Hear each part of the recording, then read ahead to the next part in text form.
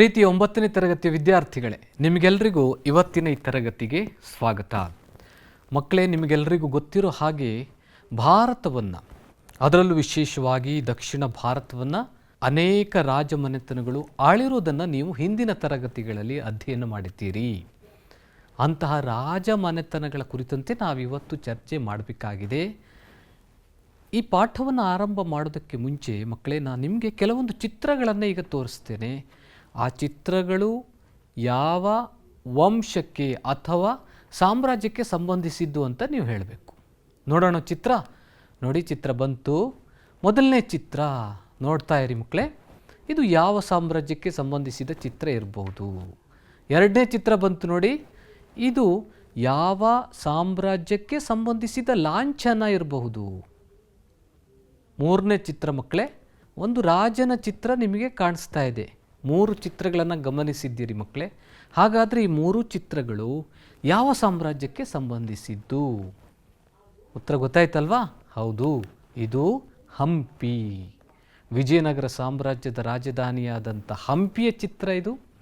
ಹಾಗೆ ಇದು ವಿಜಯನಗರ ಸಾಮ್ರಾಜ್ಯದ ಲಾಂಛನ, ವರಹ ಅಂತ ನಾವು ಕರಿತೀವಲ್ವಾ. ಇನ್ನೊಂದು ವಿಜಯನಗರ ಸಾಮ್ರಾಜ್ಯವನ್ನು ಆಳ್ವಿಕೆ ಮಾಡಿದಂತಹ ಶ್ರೀಕೃಷ್ಣ ದೇವರಾಯನ ಚಿತ್ರ ಇದು.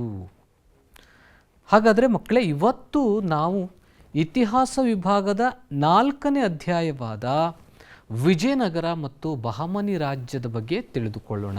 ಈ ಅವಧಿಯಲ್ಲಿ ನಾವು ಕಲಿಯುವಂಥ ಅಂಶಗಳನ್ನು ನೋಡೋದಾದರೆ, ವಿಜಯನಗರ ಸಾಮ್ರಾಜ್ಯವನ್ನು ಆಳಿದಂಥ 4 ರಾಜಮನೆತನಗಳು: 2ನೇ ದೇವರಾಯ ಅಥವಾ ಪ್ರೌಢ ದೇವರಾಯ, ಶ್ರೀಕೃಷ್ಣ ದೇವರಾಯ, ಇದರ ಜೊತೆಗೆ ವಿಜಯನಗರ ಸಾಮ್ರಾಜ್ಯದ ಪತನ, ವಿಜಯನಗರದ ಕೊಡುಗೆಗಳು, ಈ ಎಲ್ಲ ಅಂಶಗಳನ್ನು ನಾವು ಈ ಅವಧಿಯಲ್ಲಿ ಅಧ್ಯಯನ ಮಾಡೋಣ ಮಕ್ಕಳೇ.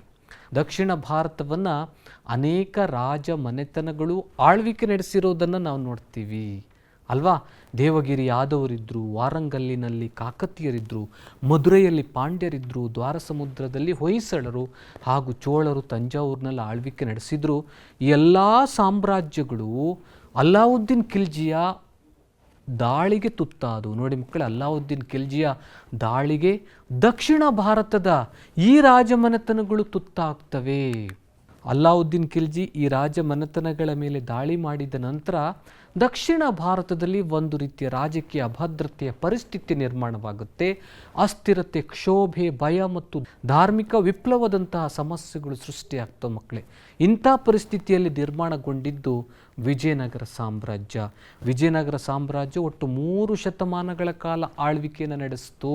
15ನೇ ಶತಮಾನದ ಹೊತ್ತಿನಲ್ಲಿ ಇದು ದಕ್ಷಿಣದಲ್ಲಿ ಹಿಂದೂ ಮಹಾಸಾಗರ, ಪೂರ್ವದಲ್ಲಿ ಬಂಗಾಳ ಕೊಲ್ಲಿ ಮತ್ತು ಪಶ್ಚಿಮದಲ್ಲಿ ಅರೇಬಿಯನ್ ಸಮುದ್ರ, ಎಲ್ಲ ಪ್ರದೇಶಗಳನ್ನು ವಿಜಯನಗರ ಸಾಮ್ರಾಜ್ಯ ವ್ಯಾಪಿಸಿತ್ತು. ನೋಡಿ ಮಕ್ಕಳೇ, ಮ್ಯಾಪ್ ಬಂದಿದೆ.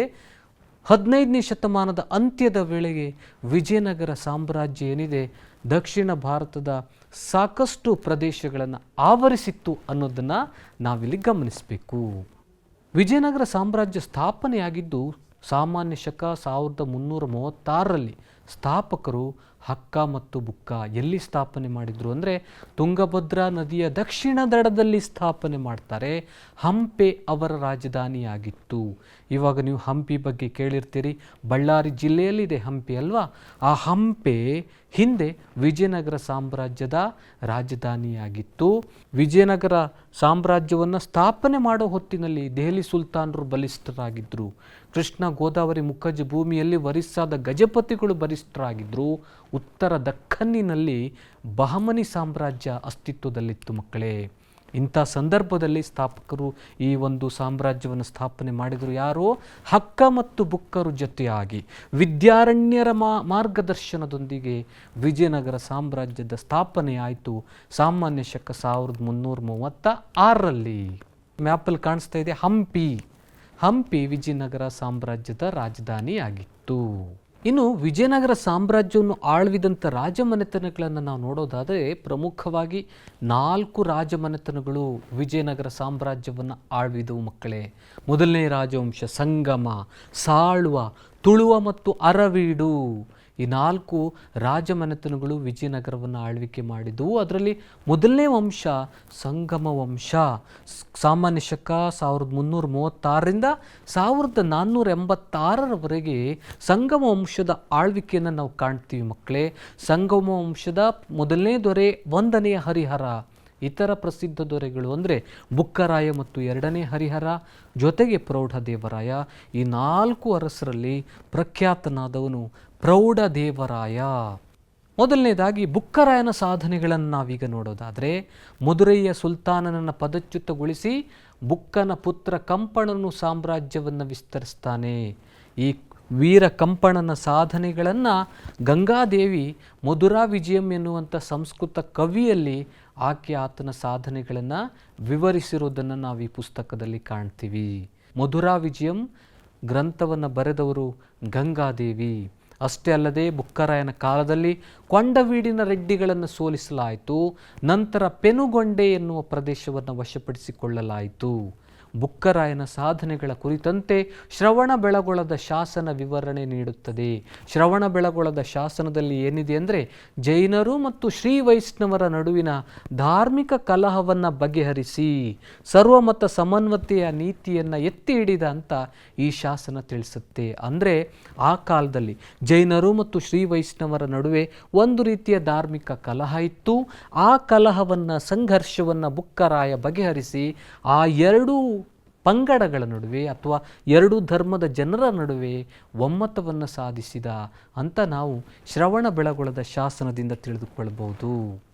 ಹಾಗೆ ಬುಕ್ಕರಾಯನ ಕಾಲದಲ್ಲಿ ಅನೇಕ ಕೋಟೆಗಳು, ದೇವಾಲಯಗಳು ನಿರ್ಮಾಣಗೊಂಡವು. ಕೃಷಿ ಚಟುವಟಿಕೆಗಳಿಗೆ ಸಾಕಷ್ಟು ಮಹತ್ವವನ್ನು ನೀಡಲಾಯಿತು. ಇದೇ ಸಂದರ್ಭದಲ್ಲಿ ಚೀನಾ ದೇಶದ ಮಿಂಗ್ ವಂಶದ ಸಾಮ್ರಾಟನ ಆಸ್ಥಾನಕ್ಕೆ ಬುಕ್ಕರಾಯ ತನ್ನ ರಾಯಭಾರಿಯನ್ನು ಕಳುಹಿಸಿದ್ದ ಅನ್ನೋದನ್ನು ನಾವಿಲ್ಲಿ ಗಮನಿಸಬೇಕು ಮಕ್ಕಳೇ. ಇದು ಏನು ತೋರಿಸುತ್ತೆ ಅಂದರೆ, ಬುಕ್ಕರಾಯ ಚೀನಾ ದೇಶದ ರಾಜರೊಂದಿಗೆ ಉತ್ತಮ ಬಾಂಧವ್ಯವನ್ನು ಹೊಂದಿದ್ದ. ಉತ್ತಮ ಬಾಂಧವ್ಯವನ್ನು ಹೊಂದುವ ಸಲುವಾಗಿ ಈತನು ತನ್ನ ರಾಯಭಾರಿಯನ್ನು ಚೀನಾ ದೇಶದ ಮಿಂಗ್ ವಂಶದ ಸಾಮ್ರಾಟನ ಆಸ್ಥಾನಕ್ಕೆ ಕಳುಹಿಸಿದ. ಸಂಗಮ ವಂಶದ ಮತ್ತೋರ್ವ ಪ್ರಮುಖ ದೊರೆ 2ನೇ ಹರಿಹರ. ಈತ 27 ವರ್ಷಗಳ ಕಾಲ ಆಳ್ವಿಕೆಯನ್ನು ನಡೆಸ್ತಾನೆ. ಈತನ ಅವಧಿಯಲ್ಲಿ ಕೊಂಡವೀಡು, ಕರ್ನೂಲ್ ಮತ್ತು ನೆಲ್ಲೂರುಗಳನ್ನು ವಶಪಡಿಸಿಕೊಳ್ಳಲಾಯಿತು. ತನ್ನ ಸಾಮ್ರಾಜ್ಯವನ್ನು ಗೋವಾದಿಂದ ಕೊಂಕಣ ಕರಾವಳಿಯ ಉತ್ತರಕ್ಕೆ ಆತನು ವಿಸ್ತರಿಸ್ತಾನೆ. ಕೃಷ್ಣೆಯ ಉತ್ತರದ ಪಾಂಗಳ ಕೋಟೆಯನ್ನು ವಶಪಡಿಸಿಕೊಳ್ತಾನೆ. ಇದಿಷ್ಟು 2ನೇ ಹರಿಹರನ ಸಾಧನೆಗಳಾದರೆ, ಸಂಗಮ ವಂಶದ ಮತ್ತೋರ್ವ ಪ್ರಸಿದ್ಧ ದೊರೆ ಮಕ್ಕಳೇ 2ನೇ ದೇವರಾಯ ಅಥವಾ ಪ್ರೌಢದೇವರಾಯ. ವಿಜಯನಗರ ಸಾಮ್ರಾಜ್ಯದ ಇತಿಹಾಸವನ್ನು ನಾವು ನೋಡಿದಾಗ ಸಂಗಮ ವಂಶದಲ್ಲಿ ಅನೇಕ ದೊರೆಗಳು ಆಳ್ವಿಕೆಯನ್ನು ನಡೆಸಿದ್ರು. ಆದರೆ 2ನೇ ದೇವರಾಯ ಅಥವಾ ಪ್ರೌಢದೇವರಾಯ ಏನಿದ್ದಾನೆ, ಈತನು ಅತ್ಯಂತ ಪ್ರಸಿದ್ಧ ದೊರೆ. 1424ರಿಂದ 1446ರವರೆಗೆ ಸುಮಾರು 22 ವರ್ಷಗಳ ಕಾಲ ಆಳ್ವಿಕೆಯನ್ನು ನಡೆಸ್ತಾನೆ. ಈತನ ಮತ್ತೊಂದು ಹೆಸರು ಪ್ರತಾಪರುದ್ರ. ನಾನಾಗಲೇ ಹೇಳ್ದಂಗೆ ಈತನು ಸಂಗಮ ವಂಶದ ಶ್ರೇಷ್ಠ ದೊರೆ. ಈತನಿಗೆ ಒಂದು ಬಿರುದಿತ್ತು. ಆ ಬಿರುದೇನೆಂದರೆ ಗಜಬೇಂಟೆಕಾರ. ಈತನು ಧೈರ್ಯ ಸಾಹಸಗಳಿಗೆ ಹೆಸರುವಾಸಿಯಾಗಿದ್ದವನು. ಹೀಗಾಗಿ ಈತನನ್ನು ಗಜಬೇಂಟೆಕಾರ ಅಂತ ಕೂಡ ಕರೀತಾರೆ.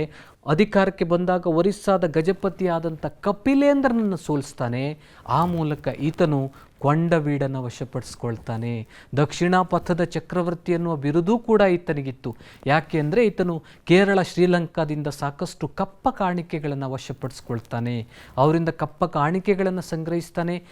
ಕೇರಳ ಮತ್ತು ಶ್ರೀಲಂಕಾದ ಅರಸರುಗಳನ್ನು ಸೋಲಿಸಿ ಅವರಿಂದ ಕಪ್ಪ ಕಾಣಿಕೆಗಳನ್ನು ಸಂಗ್ರಹಿಸಿ ಆ ಮೂಲಕ ದಕ್ಷಿಣ ಪಥದ ಚಕ್ರವರ್ತಿ ಎನ್ನುವಂಥ ಬಿರುದನ್ನು 2ನೇ ದೇವರಾಯ ಪಡೆದುಕೊಳ್ತಾನೆ. ತನ್ನ ಸಾಮ್ರಾಜ್ಯವನ್ನು ಸಿಂಹಳದ ಗಡಿಗಳಿಂದ ಗುಲ್ಬರ್ಗಾದವರೆಗೆ ವಿಸ್ತರಿಸ್ತಾನೆ. ತೆಲಂಗಾಣ ಮತ್ತು ಮಲ್ಬಾರ್ವರೆಗೂ ಸಹ 2ನೇ ದೇವರಾಯ ತನ್ನ ಸಾಮ್ರಾಜ್ಯವನ್ನು ವಿಸ್ತರಿಸಿದ್ದನ್ನು ನಾವಿಲ್ಲಿ ಕಾಣ್ತೀವಿ ಮಕ್ಕಳೇ. ಹಾಗೆ ಈತನು ಇನ್ನೂ ಅನೇಕ ರಾಜರುಗಳಿಂದ ಕಪ್ಪ ಕಾಣಿಕೆಗಳನ್ನು ವಶಪಡಿಸ್ಕೊಳ್ತಾನೆ.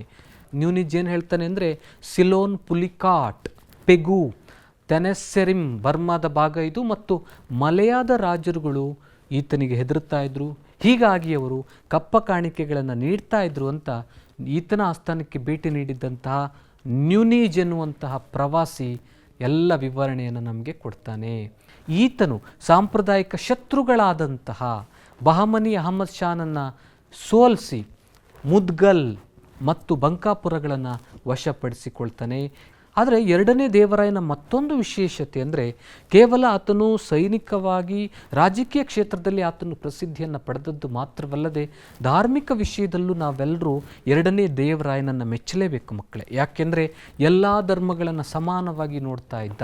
ಅದನ್ನೇ ನಾವು ಪರಮತ ಸಹಿಷ್ಣು ಅಂತ ಕರಿತೀವಿ. ರಾಜಧಾನಿಯಲ್ಲಿ ಆತನು ಹಿಂದೂ ಆದರೂ ಸಹ ಮುಸ್ಲಿಮರಿಗಾಗಿ ಮಸೀದಿಯನ್ನು ನಿರ್ಮಾಣ ಮಾಡ್ತಾನೆ. ಜೈನ ಮತ್ತು ವೈಷ್ಣವ ದೇವಾಲಯಗಳನ್ನು ಕಟ್ತಾನೆ. ಈ ಮೂಲಕ ನಾವೇನು ತಿಳ್ಕೊಬೋದು ಅಂದರೆ ಈತನು ಪರಮತ ಸಹಿಷ್ಣು ಅನ್ನೋದನ್ನು ನಾವಿಲ್ಲಿ ಗಮನಿಸ್ಬೋದು. ರಾಜಕೀಯ ಕ್ಷೇತ್ರದಲ್ಲೂ ಆತ ಸಾಕಷ್ಟು ಸಾಧನೆ ಮಾಡ್ತಾನೆ. ಧಾರ್ಮಿಕ ಸಹಿಷ್ಣುತೆಯ ನೀತಿಯನ್ನು ಅನುಸರಿಸಿದ ಜೊತೆಗೆ ಆತ ಕವಿ ಕೂಡ ಆಗಿದ್ದ, ಸ್ವತಃ ಕವಿ ಕೂಡ ಆಗಿದ್ದ. ತನ್ನ ಆಸ್ಥಾನದಲ್ಲಿ ಸಂಸ್ಕೃತ ಕವಿಯಾದಂಥ ಡಿಂಡಿಮ ಮತ್ತು ಕನ್ನಡದ ಕವಿಯಾದಂಥ ಲಕ್ಕಣ್ಣ ದಂಡೇಶ ಕವಿಗಳಿಗೆ ಆಶ್ರಯವನ್ನು ನೀಡ್ತಾನೆ.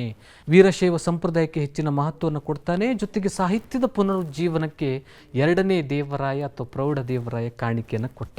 ಹೀಗಾಗಿ ಮಕ್ಕಳೇ ನಾವಿಲ್ಲಿ ಗಮನಿಸಬೇಕು, ಸಂಗಮ ವಂಶದ ಶ್ರೇಷ್ಠ ದೊರೆ ಎರಡನೇ ದೇವರಾಯ ಅಲ್ವಾ. ಸಂಗಮ, ಸಾಳ್ವ, ತುಳುವ ವಂಶ ನೆಕ್ಸ್ಟ್ ಬರುತ್ತೆ. ನೀವು ಇವುಗಳ ಬಗ್ಗೆ ಮುಂಬರುವ ತರಗತಿಗಳಲ್ಲಿ ಇನ್ನೂ ವಿಶೇಷವಾಗಿ ಅವುಗಳನ್ನು ಅಧ್ಯಯನ ಮಾಡ್ತೀರಿ. ನಾವು ಈಗ ನೋಡುವ ಮತ್ತೊಂದು ಮನೆತನ ಅದು ತುಳುವ ಮನೆತನ. ತುಳುವ ಮನೆತನ ಅಂದ ತಕ್ಷಣ ನಮಗೆ ನೆನಪಿಗೆ ಬರೋದು ಕೃಷ್ಣದೇವರಾಯ. ಕೃಷ್ಣದೇವರಾಯನ ತಂದೆಯ ಹೆಸರು ನರಸನಾಯಕ, ತಾಯಿಯ ಹೆಸರು ನಾಗಲಾಂಬಿಕೆ. ಕೃಷ್ಣದೇವರಾಯ 1509ರಿಂದ 1529ರವರೆಗೆ ಆತನು ಆಳ್ವಿಕೆಯನ್ನು ನಡೆಸ್ತಾನೆ. ವಿಜಯನಗರ ಅರಸರಲ್ಲಿ ಅತ್ಯಂತ ಶ್ರೇಷ್ಠವಾದಂಥ ದೊರೆಯಾಗಿದ್ದ. ವಿಜಯನಗರ ಸಾಮ್ರಾಜ್ಯ ಏನಿದೆ ಕೃಷ್ಣದೇವರಾಯನ ಕಾಲದಲ್ಲಿ ಸಾಧನೆಗಳ ಪರಾಕಾಷ್ಠೆಯನ್ನು ತಲುಪ್ತು ಮಕ್ಕಳೇ.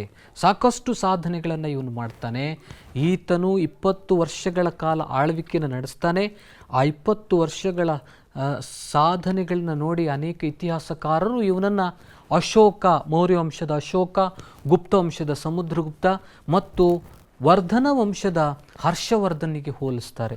ಜಗದ್ವಿಖ್ಯಾತರಾದಂತಹ 4 ಶ್ರೇಷ್ಠ ಅರಸರುಗಳ ಹೆಸರುಗಳಲ್ಲಿ ನಾವು ಶ್ರೀಕೃಷ್ಣ ದೇವರಾಯನ ಹೆಸರನ್ನು ಸೇರಿಸಬಹುದು ಮಕ್ಕಳೇ. ಕಾಣಿಸ್ತಿದೆಯಲ್ಲ, ಇದೇ ಶ್ರೀಕೃಷ್ಣ ದೇವರಾಯ ವಿಜಯನಗರ ಸಾಮ್ರಾಜ್ಯದ ಶ್ರೇಷ್ಠ ದೊರೆ, ವಿಜಯನಗರ ಸಾಮ್ರಾಜ್ಯದ ಏಳಿಗೆಗೆ ಕೊಡುಗೆಯನ್ನು ನೀಡಿದಂಥ ಚಕ್ರವರ್ತಿ.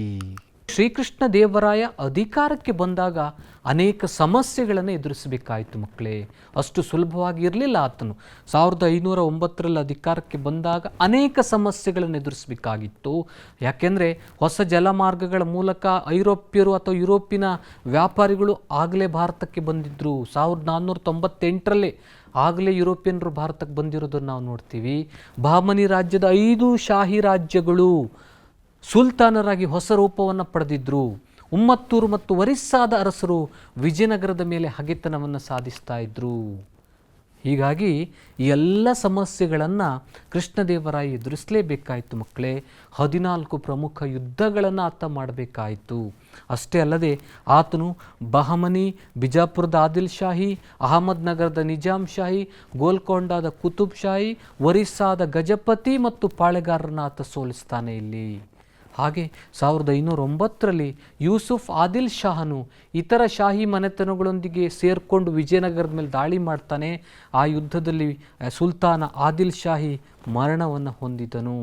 ಹೀಗಾಗಿ ಕೃಷ್ಣದೇವರಾಯ ಯೂಸುಫ್ ಆದಿಲ್ ಶಾಹನ ವಿರುದ್ಧ ಜಯ ಸಾಧಿಸಿದ್ದನ್ನು ನಾವಿಲ್ಲಿ ಕಾಣ್ತೀವಿ ಮಕ್ಕಳೇ. ಕೃಷ್ಣದೇವರಾಯನನ್ನು ಯವನ ರಾಜ್ಯ ಪ್ರತಿಷ್ಠಾಪನಾಚಾರ್ಯ ಎಂದು ಕರೆಯುವರು. ಯಾಕೆಂದರೆ ಬಂಧನದಲ್ಲಿದ್ದಂತಹ ಮಹಮ್ಮದ್ ಶಾನನ್ನು ಬಿಡುಗಡೆಗೊಳಿಸಿ ಬಹಮನಿಯ ರಾಜನನ್ನಾಗಿಸ್ತಾನೆ. ಬಹಮನಿಯ ರಾಜನನ್ನಾಗಿ ಮಾಡ್ದ. ಹೀಗಾಗಿ ಕೃಷ್ಣದೇವರಾಯನನ್ನು ಯವನ ರಾಜ್ಯ ಪ್ರತಿಷ್ಠಾಪನಾಚಾರ್ಯ ಅಂತ ನಾವು ಕರಿತೀವಿ. ಹಾಗೆ ಒರಿಸ್ಸಾದ ಗಜಪತಿ ಪ್ರತಾಪರುದ್ರ ದೇವನನ್ನು ಸೋಲಿಸ್ತಾನೆ. ಆತನಿಗೆ ಸೇರಿದ್ದಂಥ ಕೊಂಡವೀಡು, ವಿಜಯವಾಡ ಮತ್ತು ಕೊಂಡಪಳ್ಳಿಗಳನ್ನು ವಶಪಡಿಸ್ಕೊಳ್ತಾನೆ. ಒರಿಸ್ಸಾದ ಗಜಪತಿ ಪ್ರತಾಪರುದ್ರ ದೇವ ಕೃಷ್ಣದೇವರಾಯನ ಮುಂದೆ ಸೋಲ್ತಾನೆ. ಸೋತ ನಂತರ ಶರಣಾಗ್ತಾನೆ. ಶರಣಾಗಿದ್ದಷ್ಟೇ ಅಲ್ಲದೆ ಗಜಪತಿ ಪ್ರತಾಪರುದ್ರ ದೇವ ತನ್ನ ಮಗಳನ್ನು ಕೃಷ್ಣದೇವರಾಯನಿಗೆ ವಿವಾಹ ಮಾಡಿಕೊಡ್ತಾನೆ. ಹೀಗೆ ಈ ಇಬ್ಬರು ಶತ್ರುಗಳೇನಾಗ್ತಾರೆ, ಮಿತ್ರರಾಗಿದ್ದನ್ನು ನಾವಿಲ್ಲಿ ಗಮನಿಸ್ತೀವಿ ಮಕ್ಕಳೇ. ಬಿಜಾಪುರದ ಇಸ್ಮಾಯಿಲ್ ಆದಿಲ್ ಶಾ ರಾಯಚೂರನ್ನು 1520ರಲ್ಲಿ ವಶಪಡಿಸ್ಕೊಳ್ತಾನೆ. ರಾಯಚೂರಿಗಾಗಿ ವಿಜಯನಗರ ಬಿಜಾಪುರ ಸುಲ್ತಾನರ ನಡುವೆ ಘೋರವಾದಂಥ ಯುದ್ಧ ನಡೆಯುತ್ತೆ. ಇದೇ ಯುದ್ಧದಲ್ಲಿ ಪೋರ್ಚುಗೀಸರು ವಿಜಯನಗರ ಸಾಮ್ರಾಜ್ಯಕ್ಕೆ ಸಹಾಯವನ್ನು ನೀಡಿದರು. ಹಿಂದೆ ಅಂದರೆ 1510ರಲ್ಲಿ ಪೋರ್ಚುಗೀಸರು ಗೋವಾವನ್ನು ವಶಪಡಿಸಿಕೊಳ್ಳುವಂಥ ಸಂದರ್ಭದಲ್ಲಿ ಕೃಷ್ಣದೇವರಾಯ ಅವರಿಗೆ ನೆರವನ್ನು ನೀಡ್ತಾನೆ. ಹೀಗೆ ಈ ಯುದ್ಧದಲ್ಲಿ ರಾಯಚೂರು ಕೃಷ್ಣದೇವರಾಯನ ವಶವಾಯಿತು. ಇದು ಕೃಷ್ಣದೇವರಾಯನ ಮತ್ತೊಂದು ಸೈನಿಕ ಸಾಧನೆ. ಹೀಗೆ ಎಲ್ಲ ಸೈನಿಕ ಸಾಧನೆಗಳ ಮೂಲಕ ಕೃಷ್ಣದೇವರಾಯ ಉತ್ತರದಲ್ಲಿ ತನ್ನ ಸಾಮ್ರಾಜ್ಯವನ್ನು ಗೋದಾವರಿ ಮತ್ತು ಕೃಷ್ಣಾ ನದಿಗಳವರೆಗೆ ವಿಸ್ತರಿಸ್ತಾನೆ. ಪೂರ್ವದಲ್ಲಿ ಬಂಗಾಳಕೊಲ್ಲಿ, ಪಶ್ಚಿಮದಲ್ಲಿ ಅರಬ್ಬಿ ಸಮುದ್ರ, ದಕ್ಷಿಣದಲ್ಲಿ ಹಿಂದೂ ಮಹಾಸಾಗರದವರೆಗೂ ವಿಜಯನಗರ ಸಾಮ್ರಾಜ್ಯ ವಿಸ್ತಾರಗೊಂಡಿರುವುದನ್ನು ನಾವು ನೋಡ್ತೀವಿ. ಇದಿಷ್ಟು ಆತನ ಸೈನಿಕ ಸಾಧನೆಗಳಾದರೆ ಇನ್ನು ಕೃಷ್ಣದೇವರಾಯನ ಕೊಡುಗೆಗಳನ್ನು ನಾವು ಮರೆಯುವಂತಿಲ್ಲ. ಯಾಕೆಂದರೆ ಯುದ್ಧ ನೈಪುಣ್ಯತೆಯ ಜೊತೆಗೆ ಆತ ಒಬ್ಬ ಸಮರ್ಥ ಆಡಳಿತಗಾರನಾಗಿದ್ದನು ಅನ್ನೋದನ್ನು ನಾವಿಲ್ಲಿ ಗಮನಿಸಬೇಕಾಗತ್ತೆ ಮಕ್ಕಳೇ. ಅಧಿಕಾರದ ಅವಧಿಯಲ್ಲಿ ಕೃಷಿ ವಿಸ್ತರಣೆಗೆ ಅನುಕೂಲವಾಗಲಿ ಅಂತ ನೀರಾವರಿ ಸೌಲಭ್ಯಗಳನ್ನು ಒದಗಿಸ್ತಾನೆ. ಪೋರ್ಚುಗೀಸರೊಂದಿಗೆ ಉತ್ತಮ ಬಾಂಧವ್ಯವನ್ನು ಬೆಳೆಸಿಕೊಳ್ತಾನೆ. ಆ ಮೂಲಕ ವಿದೇಶಿ ವ್ಯಾಪಾರವನ್ನು ಹೆಚ್ಚಿಸಿಕೊಳ್ತಾನೆ. ಈತನ ಕಾಲದಲ್ಲಿ ಮದುವೆ ಮೇಲಿನ ತೆರಿಗೆಯನ್ನು ಸಂಪೂರ್ಣವಾಗಿ ರದ್ದುಗೊಳಿಸಲಾಯಿತು. ಆ ಸ್ಥಾನದಲ್ಲಿ 8 ಜನ ತೆಲುಗು ಭಾಷೆಯ ಕವಿಗಳಿದ್ರು. ಅವರನ್ನು ನಾವು ಅಷ್ಟದಿಗ್ಗಜರು ಅಂತ ಕರಿತೀವಿ ಮಕ್ಕಳೇ. ಈತ ಸ್ವತಃ ಕವಿಯಾಗಿದ್ದ. ಸಂಸ್ಕೃತ ಭಾಷೆಯಲ್ಲಿ ಒಂದು ನಾಟಕವನ್ನು ಬರೀತಾನೆ. ಅದೇ ಜಾಂಬವತಿ ಕಲ್ಯಾಣ. ಶ್ರೀಕೃಷ್ಣ ದೇವರಾಯನು ಬರೆದಂಥ ನಾಟಕ ಜಾಂಬವತಿ ಕಲ್ಯಾಣ. ಆಗಲೇ ನಾನು ಹೇಳ್ದಂಗೆ ಅಷ್ಟದಿಗ್ಗಜರಲ್ಲಿ ಕೆಲವೊಂದು ಎಲ್ಲರೂ ಶ್ರೇಷ್ಠರೇ, ಎಲ್ಲರೂ ಪ್ರಸಿದ್ಧರೇ. ಆದರೆ ಕೆಲವೊಂದು ಹೆಸರುಗಳನ್ನು ನಾವು ನೋಡೋದಾದರೆ ಅಲ್ಲಸಾಣಿ ಪೆದ್ದಣ್ಣ, ನಂದಿ ತಿಮ್ಮಣ್ಣ, ದೂರ್ಜಟಿ ಮತ್ತು ತೆನಾಲಿ ರಾಮಕೃಷ್ಣ ಇವರೆಲ್ಲರೂ ಕೃಷ್ಣದೇವರಾಯನ ಆಸ್ಥಾನದಲ್ಲಿದ್ದಂಥ ಪ್ರಮುಖ ಕವಿಗಳು. ಹಂಪಿಯಲ್ಲಿ ಕೃಷ್ಣ ದೇವಾಲಯವನ್ನು ನಿರ್ಮಾಣ ಮಾಡ್ತಾನೆ. ಹಂಪಿಯಲ್ಲಿರ್ತಕ್ಕಂಥ ವಿರೂಪಾಕ್ಷ ದೇವಾಲಯಕ್ಕೆ ರಂಗಮಂಟಪ ಸಹ ಕೃಷ್ಣದೇವರಾಯನ ಕಾಲದಲ್ಲಿ ನಿರ್ಮಾಣಗೊಂಡಿತು. ಇದು ಕೃಷ್ಣದೇವರಾಯನ ಮತ್ತೊಂದು ಕೊಡುಗೆ ಮಕ್ಕಳೇ. ಹಾಗೆ ಈತನ ಕಾಲದಲ್ಲಿ ಎಲ್ಲ ಧರ್ಮದವರಿಗೆ, ಹಿಂದೂಗಳಿರ್ಬೋದು, ಮುಸ್ಲಿಮರಿರ್ಬೋದು, ಜೈನರಿರ್ಬೋದು, ಎಲ್ರಿಗೂ ಧಾರ್ಮಿಕವಾದಂಥ ಸ್ವಾತಂತ್ರ್ಯ ಇತ್ತು ಅಂತ ಈತನ ಆಸ್ಥಾನಕ್ಕೆ ಭೇಟಿ ನೀಡಿದ್ದಂತಹ ಪಾಯಸ್ ಮತ್ತು ಬರ್ಬೋಸ ಇವರು ಹೇಳ್ತಾರೆ, ಎಲ್ಲರೂ ನೆಮ್ಮದಿಯಿಂದ ಧಾರ್ಮಿಕ ಸ್ವಾತಂತ್ರ್ಯವನ್ನು ಪಡೆದುಕೊಂಡು ಬದುಕ್ತಾ ಇದ್ರು ಅಂತ ಇವರಿಬ್ಬರ ಬರವಣಿಗೆಗಳಿಂದ ನಾವು ತಿಳ್ಕೊಬೋದು. ಕೃಷ್ಣದೇವರಾಯನ ನಂತರ ಬಂದಂತಹ ದೊರೆಗಳೆಲ್ಲರೂ ಅಸಮರ್ಥರಾಗಿದ್ದರು. ಅದರಲ್ಲೂ ವಿಶೇಷವಾಗಿ ಅಚ್ಯುತರಾಯ ಮತ್ತು ಸದಾಶಿವರಾಯರು ವಿಜಯನಗರ ಸಾಮ್ರಾಜ್ಯವನ್ನು ಆಳ್ವಿಕೆ ಮಾಡ್ತಾರೆ. ಕೃಷ್ಣದೇವರಾಯನ ಅಳಿಯ ಅರವೀಡು ವಂಶದ ರಾಮರಾಯನು ಆಡಳಿತವನ್ನು ನಿಯಂತ್ರಿಸಿದನು. ವಿಜಯನಗರ ಸಾಮ್ರಾಜ್ಯದ ಕೊನೆಯ ಮನೆತನ ಅರವೀಡು ಸಾಮ್ರಾಜ್ಯ. ಆ ಅರವೀಡು ಮನೆತನ ಅಂದ ತಕ್ಷಣ ನಮಗೆ ಏನು ನೆನಪು ಬರುತ್ತೆ ಅಂದರೆ ಅಳಿಯ ರಾಮರಾಯ ಅರವೀಡು ವಂಶದ ಪ್ರಸಿದ್ಧ ದೊರೆ, ಆಡಳಿತವನ್ನು ನಿಯಂತ್ರಿಸಿದನು. ಅಳಿಯ ರಾಮರಾಯ ತನ್ನ 23 ವರ್ಷಗಳ ಆಳ್ವಿಕೆಯಲ್ಲಿ ಅನೇಕ ಯುದ್ಧಗಳನ್ನು ಆತ ಕೈಗೊಳ್ತಾನೆ. ಆದರೆ ಆತನು ಕೈಗೊಂಡಂಥ ಯುದ್ಧಗಳೇನಿದೆ ಅದು ಸಾಮ್ರಾಜ್ಯದ ಗೌರವವನ್ನು ಹೆಚ್ಚಿಸಿದ್ರೂ ಸಹ ವಿಜಯನಗರಕ್ಕೆ ಅನೇಕ ಶತ್ರುಗಳನ್ನು ಸೃಷ್ಟಿಸುವುದಕ್ಕೆ ಕಾರಣವಾಯಿತು. ಹಾಗೆ ದಕ್ಕನಿನ ಸುಲ್ತಾನರ ರಾಜ್ಯಗಳು ಆಗಾಗ ನಡೆಸ್ತಾ ಇದ್ದವು. ಯಾರ ಮೇಲೆ? ವಿಜಯನಗರ ಸಾಮ್ರಾಜ್ಯದ ಅರಸರ ಮೇಲೆ ದಾಳಿಯನ್ನು ನಡೆಸ್ತಾ ಇದ್ದವು. ಪ್ರತೀಕಾರವಾಗಿ ಅಳಿಯ ರಾಮರಾಯನು ವಿಜಯಪುರ ಹಾಗೂ ಗೋಲ್ಕೊಂಡ ರಾಜ್ಯಗಳ ಪ್ರದೇಶಗಳನ್ನು ವಶಪಡಿಸಿಕೊಳ್ತಾನೆ.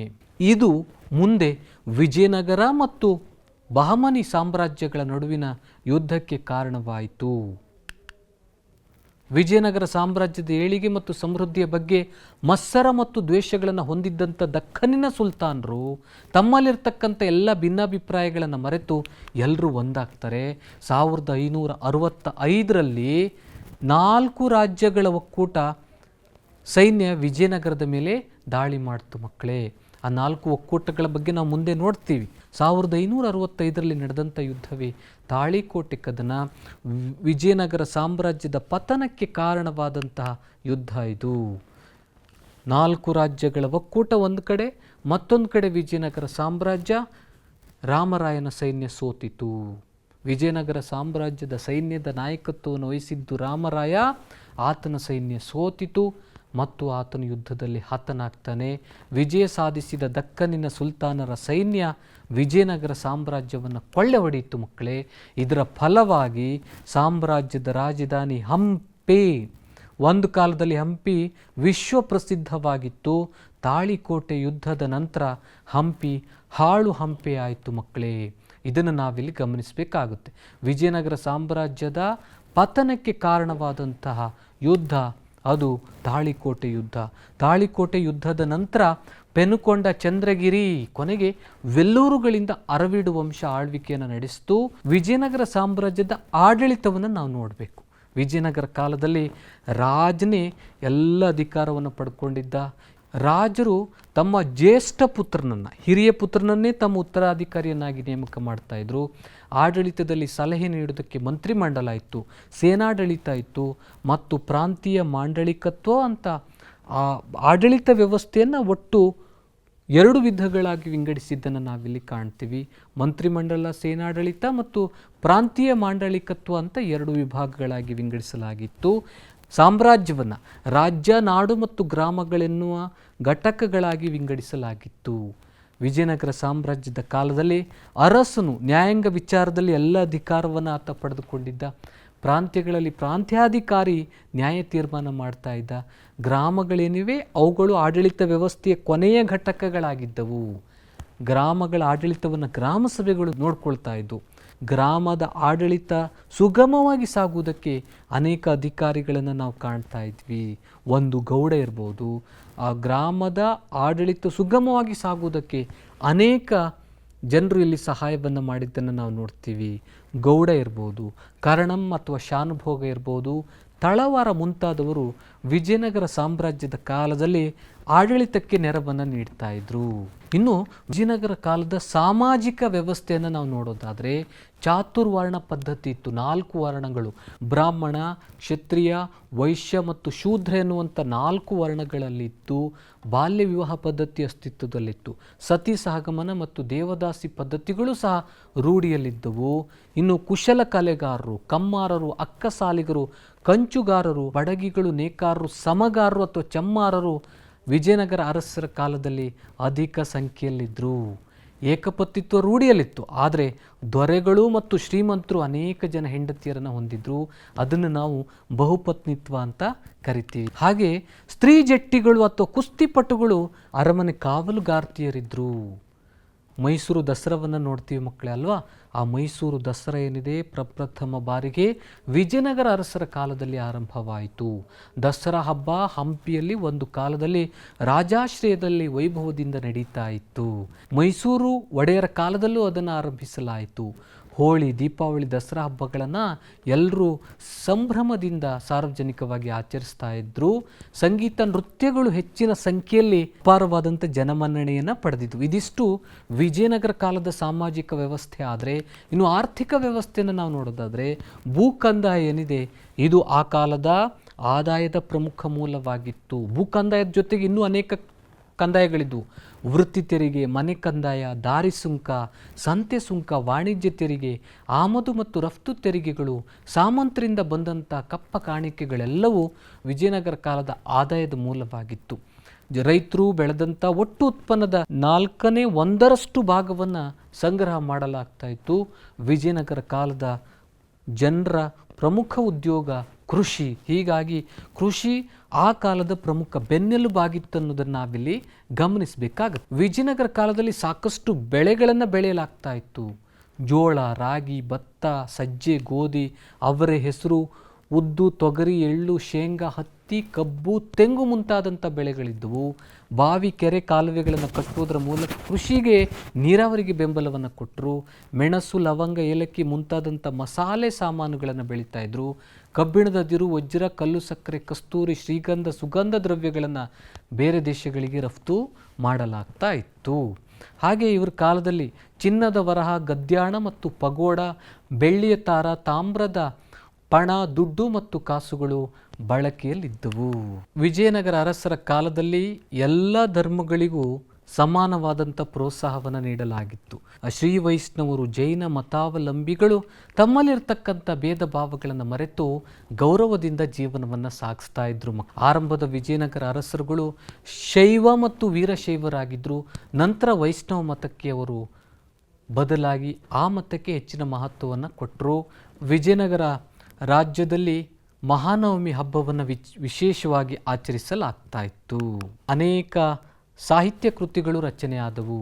ರತ್ನಾಕರ ವರ್ಣಿ ಬರೆದಂಥ ಭರತೇಶ ವೈಭವ, ಚಾಮರಸ ಬರೆದಂಥ ಪ್ರಭುಲಿಂಗ ಲೀಲೆ, ಕುಮಾರವ್ಯಾಸ ಬರೆದಂಥ ಗದುಗಿನ ಭಾರತ ಹಾಗೂ ಲಕ್ಕಣ್ಣ ದಂಡೇಶ ಬರೆದಂತಹ ಶಿವತತ್ವ ಚಿಂತಾಮಣಿ ಗ್ರಂಥಗಳು ಇವರ ಕಾಲದಲ್ಲಿ ರಚನೆಯಾದವು.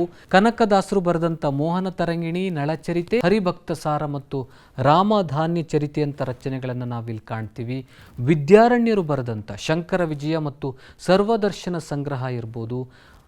ಅಷ್ಟದಿಗ್ಗಜರಲ್ಲಿ ಪ್ರಮುಖರಾದಂಥ ಅಲಸಾನಿ ಪೆದ್ದಣ್ಣ ಬರೆದಂಥ ಮನುಚರಿತಮು, ತಿಮ್ಮಣ್ಣ ಕವಿಯ ಪಾರಿಜಾತ ಅಪಹರಣಂ, ತೆನಾಲಿ ರಾಮಕೃಷ್ಣನ ಉಭಟರಾಧ್ಯ ಚರಿತಂ ಹಾಗೂ ತಮಿಳು ಕವಿಗಳಾದಂಥ ಪರಂ ಜ್ಯೋತಿಯರ್, ವೀರ ರಾಘವರ್, ಮಂಡಲ ಪುರುಷ, ಜ್ಞಾನಪ್ರಕಾಶ, ಹರಿಹರ ಇವರೆಲ್ಲರೂ ಸಹ ಕೃಷ್ಣದೇವರಾಯನ ಆಸ್ಥಾನದಲ್ಲಿ ಇದ್ದರು. ಕಲೆ ಮತ್ತು ವಾಸ್ತುಶಿಲ್ಪಕ್ಕೆ ಸಾಕಷ್ಟು ಬೆಂಬಲವನ್ನು ನೀಡಲಾಗಿತ್ತು. ಅವರು ಚಾಲುಕ್ಯ, ಚೋಳ ಮತ್ತು ಹೊಯ್ಸಳರ ವಾಸ್ತುಶಿಲ್ಪಿಯ ಮಾದರಿಗಳನ್ನು ಅನುಸರಿಸಿದ್ರು. ಅದನ್ನು ಮುಂದುವರಿಸಿಕೊಂಡು ಹೋಗ್ತಾರೆ. ಹಲವಾರು ಕಂಬಗಳ ಸಾಲುಗಳಿಂದ ಕೂಡಿದ ವಿಶಾಲ ಸಭಾಮಂಟಪ ಅಥವಾ ಕಲ್ಯಾಣ ಮಂಟಪ ವಿಜಯನಗರ ಅರಸರ ಕಲೆ ಮತ್ತು ವಾಸ್ತುಶಿಲ್ಪದ ಪ್ರಮುಖ ಲಕ್ಷಣವಾಗಿತ್ತು. ದೇವಾಲಯಗಳು ಎತ್ತರವಾದಂಥ ಗೋಪುರಗಳನ್ನು ಹೊಂದಿವೆ. ಅವುಗಳನ್ನು ನಾವು ರಾಯಗೋಪುರ ಅಂತ ಕರಿತೀವಿ. ಜೊತೆಗೆ ಪತ್ರಾಕೃತಿಯ ಕಮಾನುಗಳನ್ನು ಮತ್ತು ಮಂಟಪಗಳನ್ನು ಹೊಂದಿರುವುದನ್ನು ನಾವು ಕಾಣ್ತೀವಿ. ಇವರ ಕಲೆಯಲ್ಲಿ ಅಲಂಕಾರಕ್ಕಿಂತ ಭವ್ಯತೆ, ರುದ್ರತೆ ಮತ್ತು ಗಾಂಭೀರ್ಯದ ಭಾವನೆಗಳಿಗೆ ಹೆಚ್ಚು ಮಹತ್ವವನ್ನು ನೀಡಿದ್ರು. ಪ್ರಮುಖ ದೇವಾಲಯಗಳನ್ನು ನಾವು ನೋಡೋದಾದರೆ ಹಂಪಿ, ಶೃಂಗೇರಿ, ತಿರುಪತಿ, ಕಂಚಿ, ಲೇಪಾಕ್ಷಿ, ಕಾರ್ಕಳ, ಮೂಡುಬಿದ್ರಿ, ಭಟ್ಕಳ, ಚಿದಂಬರಂ, ಕಾಳಹಸ್ತಿ, ನಂದಿ, ಶ್ರೀಹೈಲ, ಕೋಲಾರದಲ್ಲಿ ಅನೇಕ ದೇವಾಲಯಗಳನ್ನು ಕಟ್ಟಿದರು. ಶೃಂಗೇರಿ ವಿದ್ಯಾಶಂಕರ ದೇವಾಲಯವು ವಿಜಯನಗರ ಕಾಲದ ಆರಂಭದ ದೇವಾಲಯಗಳಲ್ಲಿ ಅತ್ಯಂತ ಪ್ರಮುಖವಾದದ್ದು. ಮತ್ತೊಂದು ಹಂಪಿಯ ವಿರೂಪಾಕ್ಷ ದೇವಾಲಯ, ಅತ್ಯಂತ ಪ್ರಾಚೀನ ದೇವಾಲಯ ಇದು. ಈ ಹಂಪಿಯ ವಿರೂಪಾಕ್ಷ ದೇವಾಲಯ ಏನಿದೆ ವಿಶಾಲವಾದ ಪ್ರಾಂಗಣವನ್ನು ಹೊಂದಿದೆ. ಸೊಗಸಾದ ಕೆತ್ತನೆಯ ಕಂಬಗಳು ಮತ್ತು ಅಲಂಕೃತ ಚಾವಣಿಗಳನ್ನು ಹೊಂದಿರೋದನ್ನು ನಾವಿಲ್ಲಿ. ಇವೆಲ್ಲವುಗಳು ವಿಜಯನಗರ ಕಾಲದ ಕಲೆ ಮತ್ತು ವಾಸ್ತುಶಿಲ್ಪ. ನೀವೆಲ್ಲರೂ ಹಂಪಿಗೆ ಭೇಟಿ ನೀಡಿರಬಹುದು. ಅಲ್ಲಿ ಹೋದರೆ ನಮ್ಗೆ ಗೊತ್ತಾಗುತ್ತೆ ಕಲೆ ಮತ್ತು ವಾಸ್ತುಶಿಲ್ಪಕ್ಕೆ ವಿಜಯನಗರ ಅರಸರು ಎಷ್ಟು ಮಹತ್ವವನ್ನು ನೀಡಿದ್ರು ಅಂತ. ಅಲ್ಲ ಮಕ್ಕಳೇ, ಇವತ್ತು ನಾವೇನೆಲ್ಲ ನೋಡಿದ್ವಿ? ವಿಜಯನಗರ ಸಾಮ್ರಾಜ್ಯವನ್ನು ಆಳಿದ 4 ರಾಜಮನೆತನಗಳು, 2ನೇ ದೇವರಾಯ ಅಥವಾ ಪ್ರೌಢದೇವರಾಯನ ಸಾಧನೆಗಳನ್ನು ನೋಡಿದ್ವಿ, ಕೃಷ್ಣದೇವರಾಯನ ಸಾಧನೆಗಳನ್ನು, ವಿಜಯನಗರ ಸಾಮ್ರಾಜ್ಯದ ಪತನವನ್ನು ನೋಡಿದ್ವಿ ಹಾಗೂ ವಿಜಯನಗರದ ಕೊಡುಗೆಗಳನ್ನು ನಾವು ಚರ್ಚೆ ಮಾಡಿದ್ವಿ ಮಕ್ಕಳೇ. ಇವುಗಳಿಗೆ ಸಂಬಂಧಪಟ್ಟಂತಹ ಕೆಲವೊಂದು ಪ್ರಶ್ನೆಗಳನ್ನು ಈಗ ನೋಡೋಣ ಬನ್ನಿ. ಖಾಲಿ ಬಿಟ್ಟ ಸ್ಥಳಗಳನ್ನು ಸೂಕ್ತ ಪದಗಳಿಂದ ತುಂಬಿರಿ. ವಿಜಯನಗರ ಸಾಮ್ರಾಜ್ಯವು ಸ್ಥಾಪನೆಯಾದ ವರ್ಷ, ಮಧುರಾ ವಿಜಯ ಬರೆದ ಕವಯಿತ್ರಿ, ಪ್ರೌಢದೇವರಾಯನ ಮಂತ್ರಿ, ಅಮುಕ್ತ ಮಾಲ್ಯದ ಕೃತಿಯನ್ನು ತೆಲುಗಿನಲ್ಲಿ ರಚಿಸಿದ ದೊರೆ. ಎಲ್ಲ ಪ್ರಶ್ನೆಗಳು ಪುಟ ಸಂಖ್ಯೆ 42ರಲ್ಲಿದೆ ಮಕ್ಕಳೇ. ಎರಡನೇ ಮೇನ್ ನೋಡೋಣ. ಈ ಕೆಳಗಿನ ಪ್ರಶ್ನೆಗಳಿಗೆ ಉತ್ತರಿಸಿ. ವಿಜಯನಗರ ಸಾಮ್ರಾಜ್ಯವನ್ನು ಆಳಿದ 4 ರಾಜ ಮನೆತನಗಳನ್ನು ಹೆಸರಿಸಿ. 2ನೇ ದೇವರಾಯನ ಸಾಧನೆಗಳೇನು? ಕೃಷ್ಣದೇವರಾಯನು ಅಧಿಕಾರಕ್ಕೆ ಬಂದಾಗ ಎದುರಿಸಿದ ಸಮಸ್ಯೆಗಳನ್ನು ತಿಳಿಸಿ. ವಿಜಯನಗರ ಸಾಮ್ರಾಜ್ಯದ ಅವನತಿಗೆ ಕಾರಣಗಳು ಯಾವುವು? ಬರ್ಕೊಂಡ್ರಲ್ಲ ಮಕ್ಕಳೇ ಪ್ರಶ್ನೆಗಳನ್ನು. ಈ ಪ್ರಶ್ನೆಗಳಿಗೆ ನೀವು ಉತ್ತರಿಸಬೇಕು. ಪ್ರೀತಿಯ ವಿದ್ಯಾರ್ಥಿಗಳೇ, ಇವತ್ತಿನ ಈ ಅವಧಿಯಲ್ಲಿ ನಾವು ಇತಿಹಾಸ ವಿಭಾಗದ ವಿಜಯನಗರ ಸಾಮ್ರಾಜ್ಯಕ್ಕೆ ಸಂಬಂಧಪಟ್ಟಂಥ ವಿಚಾರಗಳನ್ನು ಚರ್ಚೆ ಮಾಡಿದ್ವಿ. ಇದೇ ಪಾಠದ ಮತ್ತೊಂದು ಮುಖ್ಯ ಅಂಶವಾದಂತಹ ಬಹಮನಿ ಸಾಮ್ರಾಜ್ಯದ ಕೊಡುಗೆಗಳನ್ನು ನಾವು ಮುಂದಿನ ತರಗತಿಗಳಲ್ಲಿ ತಿಳಿದುಕೊಳ್ಳೋಣ. ಎಲ್ರಿಗೂ ಶುಭವಾಗಲಿ. ನಮಸ್ಕಾರ.